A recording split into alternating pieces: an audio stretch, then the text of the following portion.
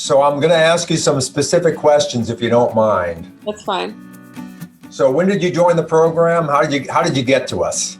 I subscribe to Dr. McCullough's, newsletters, and he sends them out pretty regularly. And, I can't always, I don't always read them on time, but usually like at night, I will catch up on whatever he's written or this research, or sometimes it interests me, sometimes it doesn't. And the email, I had to go back and look at this. It was December 20th. Yep.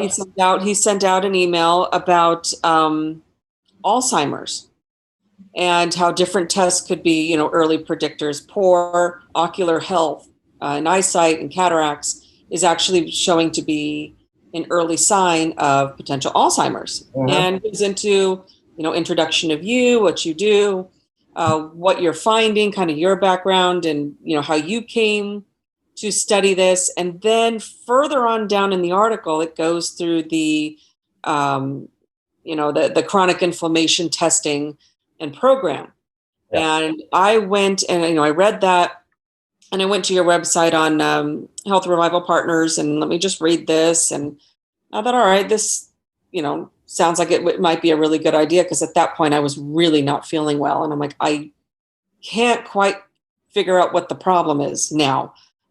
Being medical and being in healthcare, I'm like, this helps me and this helps me, but right now nothing is working. I'm not feeling better. So perhaps going to a new person, somebody I don't know, with a program I don't know, that seems to have, substantial evidence in being helpful and, being able to determine what might actually be going wrong. There's no reason not to try. The biggest challenge I face is, and Jasmine and I were just talking about this, is, so many people have been down paths and they spent a lot of money and they've gotten nowhere. And it's really, and we always tell them, I can't help make up for what you've done in the past, but True. What I will do is hopefully take you down a very different new road. Correct. And that's the thing. So, what were your health issues specifically that you came from? You obviously a concern about brain, maybe a family member or whatever, yourself, but what brought you? I just generally not feeling well. I had started having a lot of neck pain, head pain, headache, but just weird sensations kind of like in the head. And mind you, I've had no event or traumatic event. There's no reason for this to be happening. My heart rate, and I have no cardiac conditions. So why is my heart having to pump so hard when I'm sitting here doing nothing? I don't have anxiety or, anything like that. So there's clinically, from what I've, based on my knowing myself, there's no reason this should be happening. Really. And of course, elevated heart rate, elevated blood pressure. Yes, elevated for both, but also I could just feel, just my heart would be just pounding. I'm like, I'm just sitting here. There's no reason for my heart to have to work so hard to pump all this blood.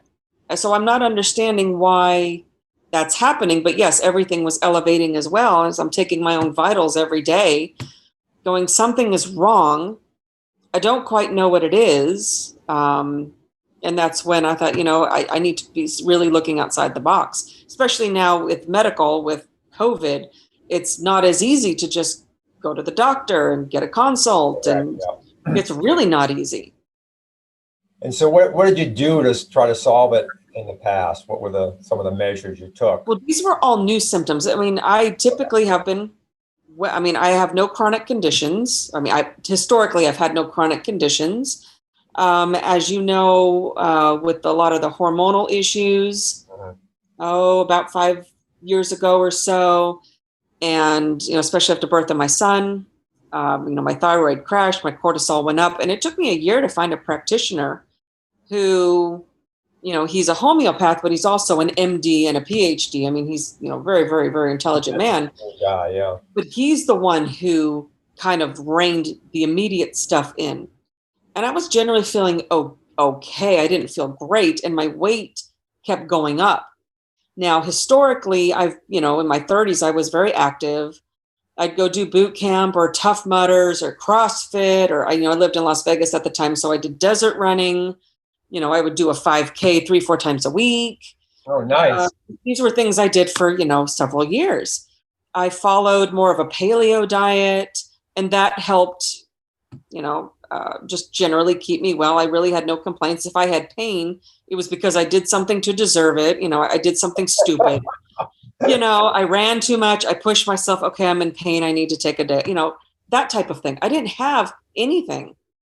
After the birth of my son, and my pregnancy was fine. There really was no issues with my pregnancy, except that I put on 50 pounds and, during the process to conceive him. But then it would never come off. The paleo, any diet, it had no effect. And I was just starving all the time. And yes, in that first year when you're breastfeeding, okay, you shouldn't really be dieting anyway. But after that, it wasn't getting any better after that. And I couldn't go back to exercise because I had a lot of scar tissue and adhesions in my pelvis, which again, it took me a year to find somebody to address all that just so I'm not in constant pain. But by that point, now I've also put on another 20 pounds and we've moved, and nothing was working, and it's all compounding on itself. And so I could never get ahead of it, really. And I think by the end of last year, I mean, we had COVID last year. I'm in healthcare, and it's generally very crazy right now in healthcare.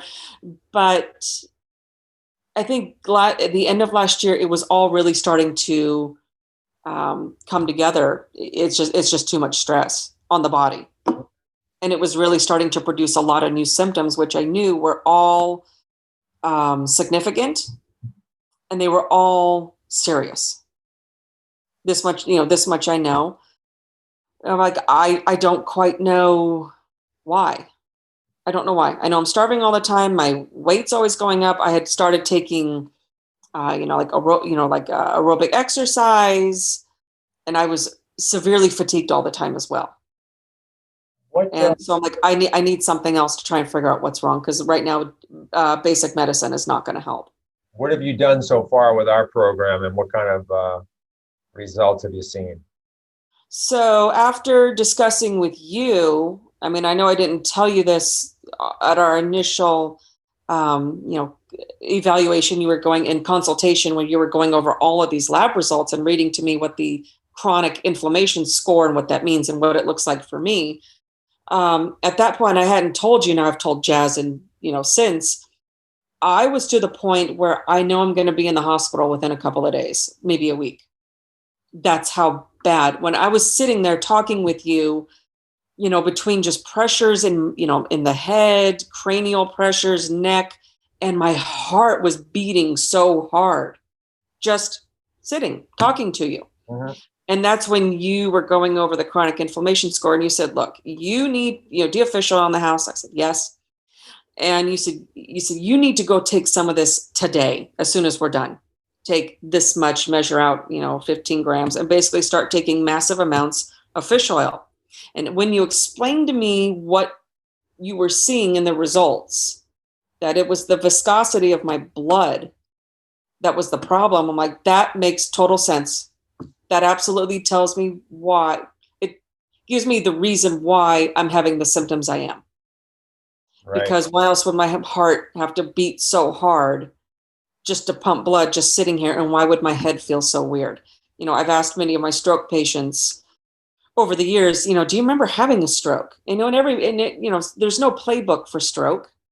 And I teach my patients that. I said, it's very individual and it's very different depending on where and what type and what your health conditions are. So I did. As soon as we were done with our consult on, January 3rd, mm-hmm. I got up, and basically it was a gel that I had, but it was fine. But I basically took like a huge tablespoonful of it, and I did that daily.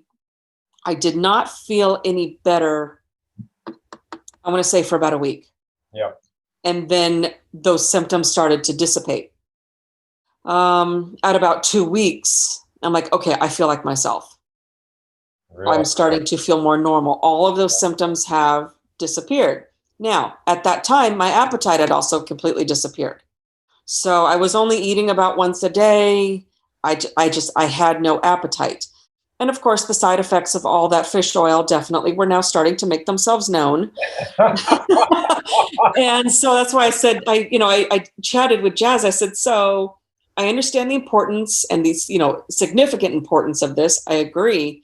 This was critical that I do this. However, I'm now starting to feel better. It's about, what was it, 2 weeks out, 14, 15 days. I said, can I start to scale back the CLO? Because now I'm having, I can't be far from my bathroom for obvious reasons. And she laughed. I said, I get why you told me to do this. It made absolute sense to me clinically and medically.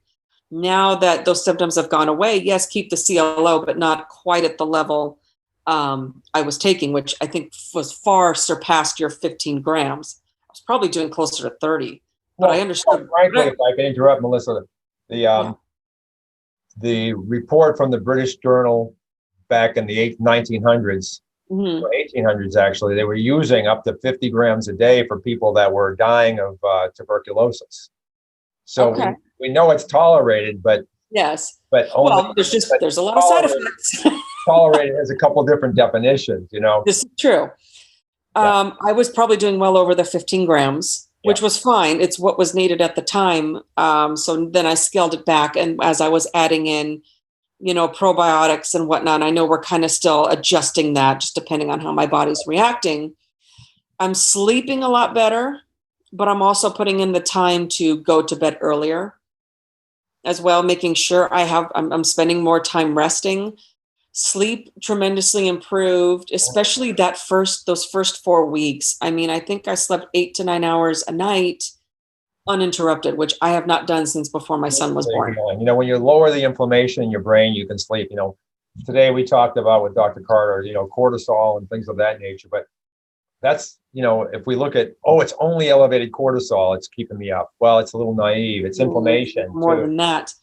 Yeah. Then the acid reflux that I was having, because, which was constant, it would even get me up in the middle of the night, and because I'd have to kind of sleep at an incline, because I was doing the apple cider vinegar, which again, I had started that day when I was eating, took care of that instantly. Wow. That was an immediate, the same day it was having an effect. Since then, we've adjusted it a little bit with Jazz has adjusted it with me a little bit, saying, no, actually take that tablespoon of it before your meals so that you're not having any after you eat, but it still carries over into sleep as well.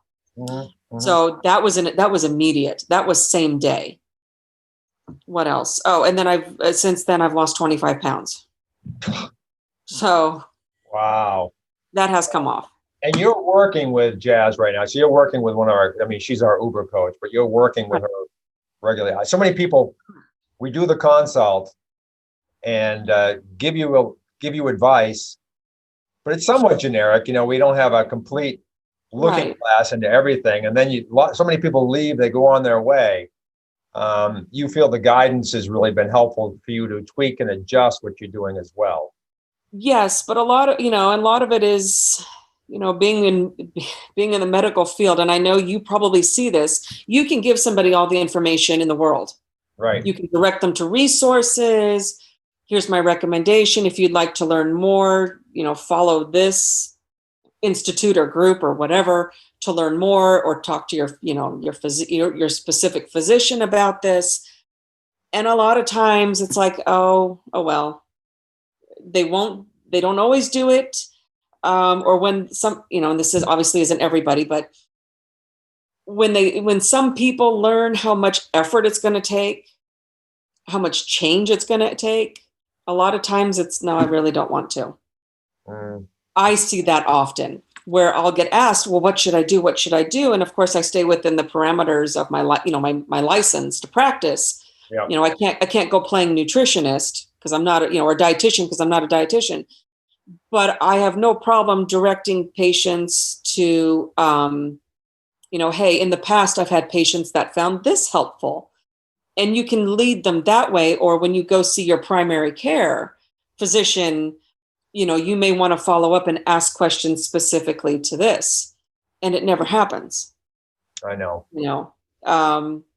it's a lot of work. I mean, it's a lot of change. You have to really, really want it. Like I tell my patients, if I want you to get better more than you want to get better, this isn't going to work.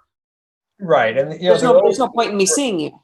There are old cliches about this too, but it's still hard to take that first step sometimes. Like stitch in time saves 9. But ultimately, if you were going in the direction you were going, number one, you might have had a tragic health event. But number two, you're just going to be more tired and fatigued and have less energy and, I think I was on my way to an event. Yeah. That's just me. But also with the information you were giving me, which again, this is not tough stuff that is taught in medical school. This is stuff that's not taught because you have your standard tests and your standard diagnoses and your standard prescriptions for how do we treat this. And yes, that is all fine and well, but that doesn't always work. And that's not always the problem. How often do you see people, clients, patients who have a very short H&P? Health and physical. They have few conditions, few surgeries, few medications. I mean, most of my people, at least 1 page, if not 2, of medications and whatnot. And, that's a lot to overcome when that's all they've been doing. But it's not helping you because you keep ending up seeing me or you keep ending up in the hospital. So, something's kind of wrong here. So because you take a very... It keeps on giving. Yeah. Well, that too. But you take a very different approach and you do very different tests. I mean, you do the same, CBC, you do a lot of the same panels, but you also run other tests, which are not necessarily diagnostic, but they're descriptive and they can, what you're seeing and this extra information gives you a better idea of probably what's going on. We are not taught about leaky gut. We are not taught about actual causes and solutions for acid reflux. This was all new to me, so I started delving into what is this and how do I fix it? And as I'm reading, I'm like, well, this, kind of makes sense why I'm having what I'm having. And like I told Jazz, I said back in 2015, while I was going through all those procedures, I said they put me on about 3 or 4 rounds of doxycycline. So over the course of a year, I had 4 weeks of doxycycline before and after every procedure. So that's enough to kind of wipe out your gut. And of course, I've just never recovered from it. And then you've got a couple of years worth of just other problems and you're solving the other problems, but you're not solving this one. It's finally going to take you down. Like I tell, a lot of my patients, I'm like, if you don't acknowledge or if you don't rest or if you don't listen to your body, it's going to make a decision for you. Right. What is your practice area? So I'm an occupational therapist.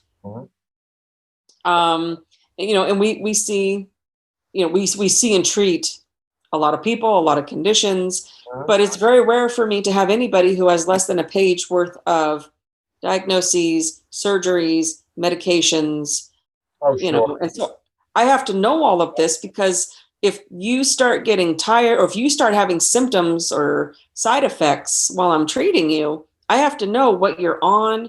I have to know your history with your diabetes. I have to know, okay, you recently had undiagnosed, hypertensive urgency.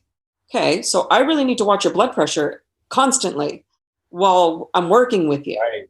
That's an absolute must. So, I mean, there's a lot that goes into it, but we get asked often, well, what can I do to fix this or help this? And I really, of course I have to stay within my scope, but I can always say, I've had patients who have had a lot of success with this, again, institute or group, or, I don't just send them to some Google page. It's usually, Mayo Clinic or Cleveland Clinic or, Cedar Sinai or something that has, substantial credibility. Follow up with your physician. Please don't go into your physician's office and tell them you read something on Google. You will get, same thing with me. I don't care what you read on Google. If you have questions, that's fine. Write them down, but go find the reputable source. For example, if you have questions about your diabetes, go to the Diabetic Association.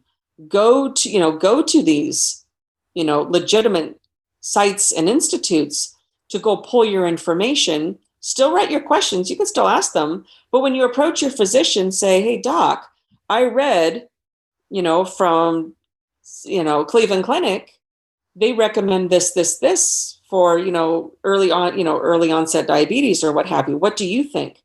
I said, usually with that approach, you will get a very informative answer because physicians, we'd like to have informed patients, but not when you're just pulling stuff off Google. Right. Well, I read an article on Google. Well, no. I'm cautious about some of the societies too because of the backings, but I'll give you an example. Yeah. American Diabetic Association. Right. Probably the most important thing is not to increase mortality in these patients. So there's a study called the Accord, Action to Control Cardiovascular Events in Diabetes. Right. And it shows that if someone's really, really insulin resistant, high up on the diabetes continuum, and you bring their blood sugar down too low, they die faster. Right. Mm-hmm. So, and that's buried in there. And so many docs have a target range they want you to achieve. Mm-hmm. And you can't get there overnight. It's just like reflux or over all these other things. You got to titrate them down low. So I tell Dr. Carter gets a little excited when I say a blood sugar of XYZ is okay initially. Right. I mean, we want to get it down, but if you force it down, you're literally starving cells. And that is not good for your health, generally. Correct. And I give them that information as well of, this is not going to be fixed in a week or two. Right. You've been chronically ill for 10 years or since your fall 8 years ago, or, whatever it is. This is not going to resolve itself in a month or two. Right. And unfortunately, the pop a pill and all my, and life is magical again. I said, that's very unrealistic. Yes, I'm not saying stop your medications. By no means am I saying that. You need to work with that, with your physician. Right. However, these are all questions and, things you should be working on to work with your doctor, of course, under medical supervision to get off of these medications. But that is going to require change on on your part to a point. I'm not saying you need to completely overhaul your entire life. No. You might need to do little stuff first in order to have more success. I mean, some people are all or nothing. I am one of those people. I either do it all or I do nothing, as you've learned. I don't do it halfway. Thank goodness. But the devil's still in the detail, though. And I think correct. The point you made is you can make some small changes to get on the right path. Correct. And see benefit, and that's really important. And it may need to be incremental. 1 week you do this, okay? Maybe next week you try this, okay? Maybe a week later, and you will be more successful as opposed to, okay, I've had an entire, I've had 20 years worth of soda and junk food. Now I'm going to go on a vegan diet. Okay, the chances of you being successful with that are pretty slim to none. Well, I had my consult at 11 o'clock. Gentleman had all kinds of questions about this lab, that lab, and the other lab. And so what I explained to him is some things we do in parallel. We can do this, this, and this. Mm-hmm. But other thing has to be done in series. Yeah. So I'm not going to worry about your hypothyroidism until we fix the gut. Correct. Or we measure to see if there's a T4, T3 conversion, and then we know. Mm-hmm. So many things have to be done in a sequence, and that's another part of taking time to get it done right. I mean, you need to have some patience with this. Kind of like when you, showed me, you need to go take the CLO today. You need to do this today, and you were right. I'm like, no, I need to work on this first before we ever do anything with the gut. This, Well, we need the blood needs to be taken care of before the gut. Right. In that case, not that it's going to be months of it, but I need to spend a few weeks until I actually start to feel like myself again before we can work on this. So the first thing was the fish oil and the vinegar. Yep. And that was it for the 2 weeks. And that helped tremendously. And then it's like, okay, now we can work on the gut. Sure. And so you're taking cod liver oil, correct? Mm-hmm. Fish oil, the cod liver oil version. Yeah. Yes. And are you taking the Carlson's or are you taking your own brand? I take my own brand, Green Pastures. Oh, sure. Yep. Okay, good. Yep. Very good brand. More expensive than the one I generally throw out I there. already have it in the house. No, So, but so I think it's a very I've good, already I think got it's it. a very good brand too. I have no opposition to that. That's the fermented version. Yes. Yep. Yeah. And so it really helped. But again, I think I was taking far more than your 15 grams. Because I remember I went in there and I mean, I took a scoop of it. Thank Yep. goodness it has some flavor. Because I was like, oh. No, we can't go there. We can't go there. So I was like, I don't care. Diane, This needs to happen. This needs to happen. So I did it, and I, again, tolerate it. just power through it. Yeah, Power through it. this is not permanent. This is not permanent. I remember taking this Diane much. Sawyer being on a TV show taking fish oil, and she just turned her nose up at it. I said, Diane, you have just affected the health of millions of people. It's Yep. like, take it with a smile, because you're going to be smiling internally on this. Think about that. Yeah, I have their orange flavored one. Even my son likes it. He likes it. I mean, it's got enough. It hides enough of that taste. I'll have to get. I haven't tried that in a long time. The orange is quite good. Like I said, I got a toddler. I got a young child that loves it. He thinks this is great, and I've given it to him since he was about 2. So my story about my mentor's grandson. He was one of the top students in all of Canada at a special school. Okay. He was on cod liver oil. I interviewed the family since he was like 6 months old.